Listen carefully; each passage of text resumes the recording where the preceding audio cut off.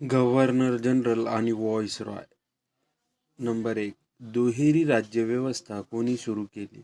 उत्तर: रॉबर्ट क्लाइव्हने बंगालमध्ये दुहेरी राज्यव्यवस्था सुरू केली. नंबर 2.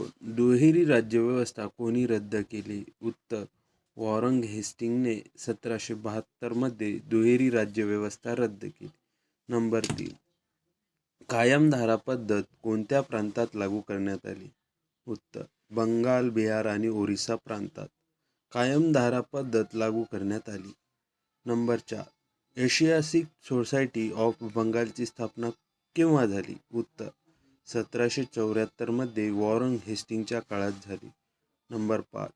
पोलीस प्रशासनात सुधारणा करणारा गव्हर्नर जनरल कोण? Lord Cornwallis. नंबर 6.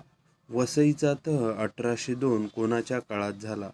उत्तर: लॉर्ड वेलेस्लीच्या काळात.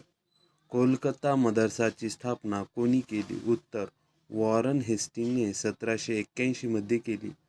पिंढाऱ्यांचा बंदोबस्त कोणी केला? उत्तर: लॉर्ड हेस्टिंग्जने